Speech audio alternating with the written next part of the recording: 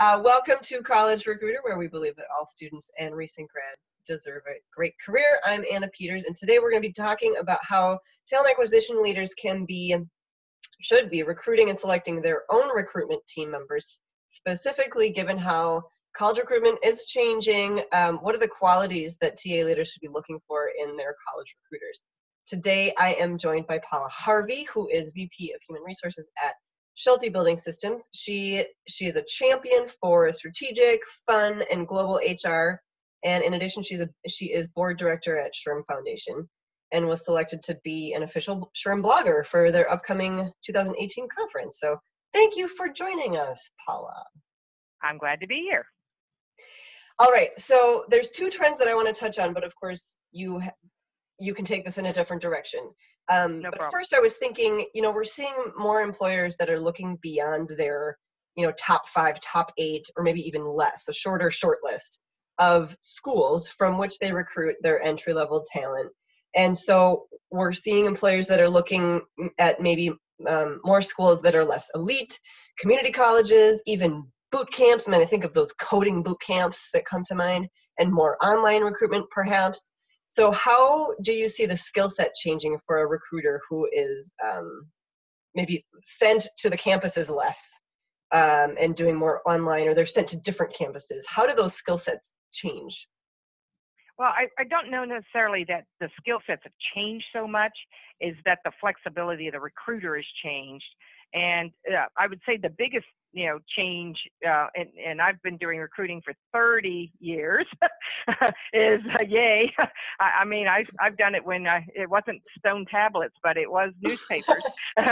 So I've, been doing this so long that, if you don't embrace technology, you've got a problem. But I just got back from the SHRM Talent Conference, and one speaker on recruiting and he talked about what is the DNA of a top recruiter. Mm-hmm. And I sat there and he said, the most important thing is they got to remember they still need to be humans. Yeah. And that we need to talk to people, and that they need to be, he said the biggest problem he's finding out with recruiters these days is they're so used to, being on the computers that they can't pick up the darn phone and talk to somebody. And so they'll send 40, 50 different emails back and forth with the candidates, when if they just picked up the phone, it would have had a much more meaningful conversation with them. So I think it's really important that recruiters remember to be, because I'm in HR, which is human resources, that you don't forget the human aspect of recruiting. And that's such a key piece. And you've got, I was talking to my daughter, who's also in recruiting for Wells Fargo, and she was telling me, she's done campus recruiting. She works directly for 3 different recruiters as a staffing analyst. And she was saying that the biggest thing is that you've got to have really strong tech skills. And she says you've got to embrace those tech skills. You've got to learn them. You've got to get better at them. And, she says she does a lot of Excel stuff. It is important to have, strong Excel skills. But she says, you also have to embrace whatever company's ATS system you're using. And so you've got to use their systems and figure out how to use them and become a great user of those systems. But then you've got to also be a good networker. She says, especially for the ones that are recruiting. If you're doing, college recruiting, and that piece is that you have to network with people and find out who are the folks at the placement offices, who are the folks, what type of students you're looking for. And then you have to decide also what type of, schools you want to recruit from. What are you going to have the most success? For example, for me here at Schulte Building Systems, we are so close to Texas A&M. It's just up the road about 40 minutes. And that's a great place. And they have a construction management program. Mm-hmm. And so I go there specifically, plus they have an extremely good business school. Now, this is also a person who went to UT Austin, so I'm a Longhorn. It's painful to go to Texas A&M, but we find great candidates from there. So we have we also have University of Houston downtown and Clearwater, that those 2 places have some great students for us also. So, when we're looking for engineering positions, and that's our hardest recruit, is the engineering, the drafting, et cetera. Now, when it comes to drafting, we don't find those at the colleges. It has to be the community college. Mm-hmm. So we go to the community colleges, and I've set up friendships with the instructors who teach at the community college. So they'll send their great candidates to us. So it just depends on the jobs. Now, we also hire, right now, I'm having a big issue hiring welders. So I've been talking to the community college and their welding programs and trying to get those welding folks in. So that is networking. That's talking. That's not going to work by doing an email. And so you've got to balance the technology piece with the human networking touch piece, which is also it's an imperative in order to be good at recruiting and to be the DNA of a top recruiter, as my friend Tim Saget says. I'm glad you say that. Especially because we were talking about Gen Z earlier, and one of the things that we are seeing and expecting to see more of Gen Z when they start entering the workforce is this demand for authenticity, right? So real conversations about difficult stuff, maybe that could be a different conversation about, activism in corporate activism. But I mean, when in the hiring process, in the candidate experience, Gen Z is totally turned off. I mean, everybody is, but especially Gen Z, totally turned off by that inhuman feel of you applying online, never hearing back, sending a question, never hearing back, and I think it's important. It goes into the great big black hole, is what we call it. Yeah. And the other thing the other thought I had when you were talking about the remembering to be human is, as employers do expand beyond their short list, right? As we're seeing more of that. I'm losing my thought. Students at elite schools are, not all, but many get a little bit more hand holding from their career services, right? So they know how to prepare their resume, their cover letter. They know how to apply for a job. They know what to expect. They've been told that. But if they know kind of plastically how to, and plastic is a word, how to answer interview questions. Because they've been given a list. And so sometimes they come at us. Well, I find some from some of the top schools. And of course, having graduated from one of the top business schools with UT Austin, that there's a little bit of elitism that comes off, and that can rub people wrong if they didn't go to those elite schools. And so it may push somebody out of the opportunities for a company where they might be a great fit just because of how their attitude and how they talk to people. And that's such a big thing. My daughter said, and this really rang true to me, is that I like seeing the school. It's kind of a given. We want to see these millennials and the Gen Zs now, because they're starting to hit the workforce. We are wanting to see these folks that they are coming out with some type of degree. Now, there's going to be a whole other group of folks who that's not their track in life, and those are just as valuable, like my welders and my machine operators, et cetera. But when I'm looking for the jobs that do require a college degree, we're expecting these millennials to have a degree in the right area for the jobs that they're looking for. But what we're finding is that a lot of these millennials are, especially, and now I'm going to start probably seeing this with Gen Z too, is that they're coming out with zero experience. Like mom and dad said, oh no, don't work, just go to school, get your grades, have great grades and stuff like that. I'm going to tell you, usually after your first job, we could care less about your GPA. We care about what can you do for our company.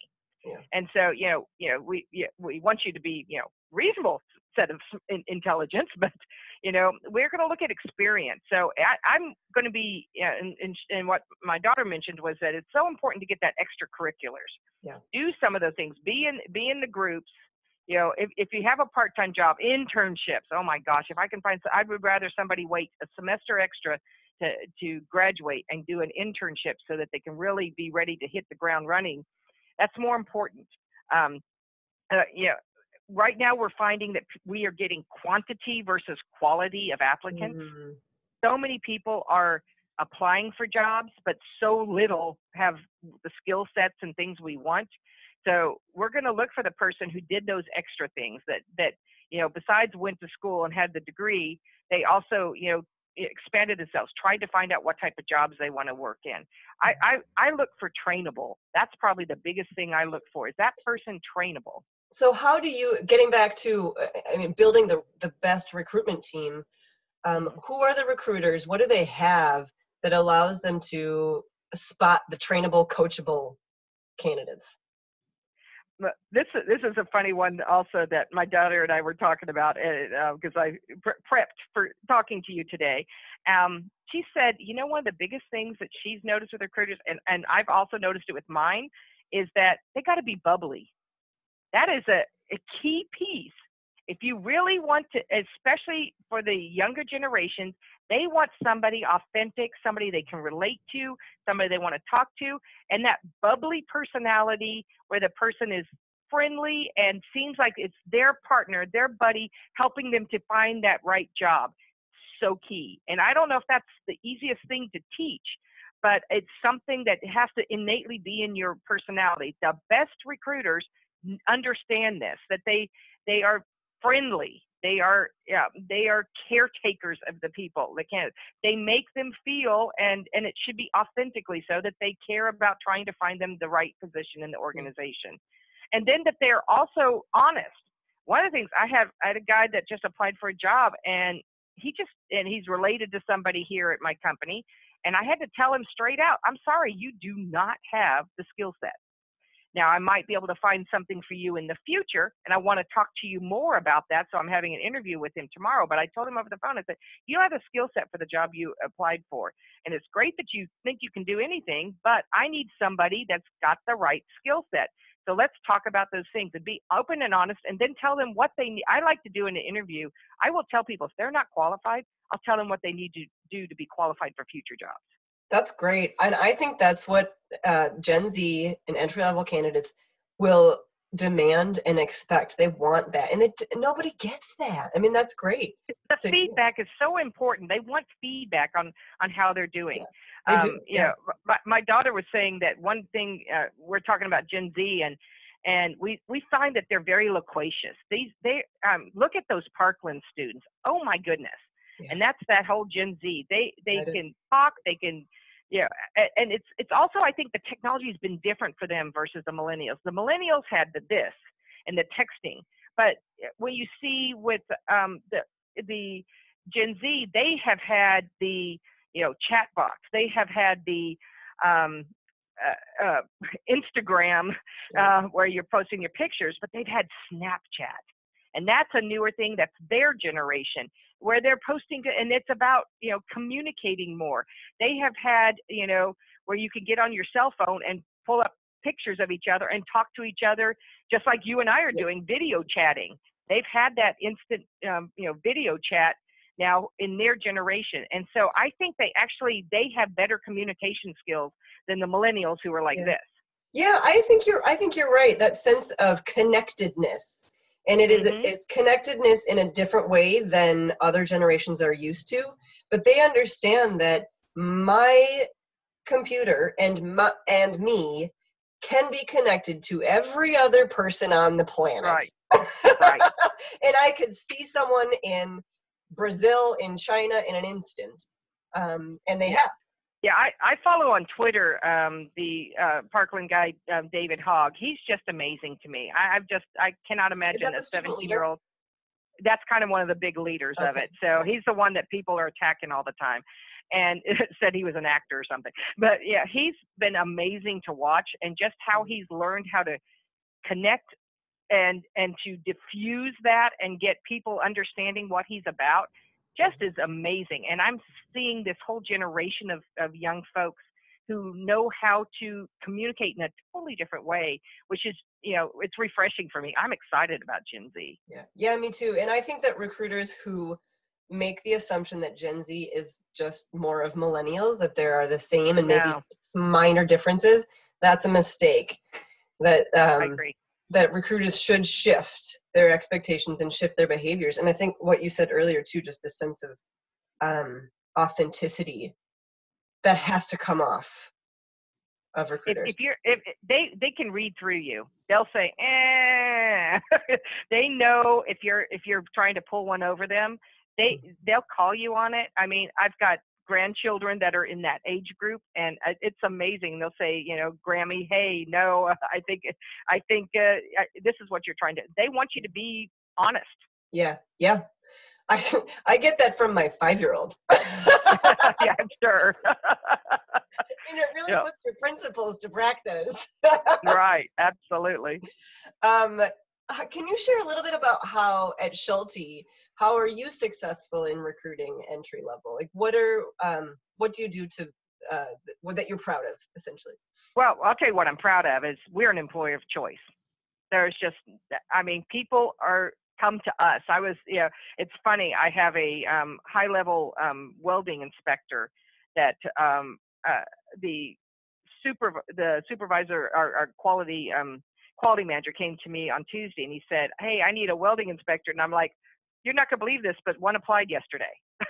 And these are very rare people, but I mean, it's people want to work here. Mm-hmm. And so because we built this great reputation, and I, take it very seriously, our social brand too. That's why I do things on Twitter. I have, my LinkedIn. People look me up on LinkedIn all the time. It's really interesting. I kind of follow who's doing that, and that's a good thing.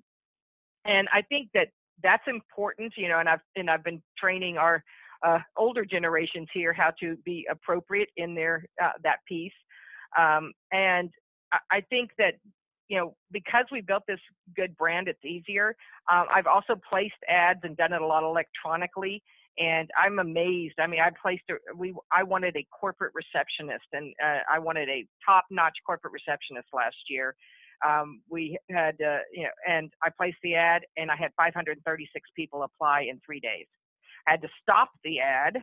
And from that ad, I also ended up within the next couple months filling with all the people applied 2 accounting positions, just because accounting people applied for that job too. So for my $30 ad with Indeed, I filled 3 jobs, which was amazing.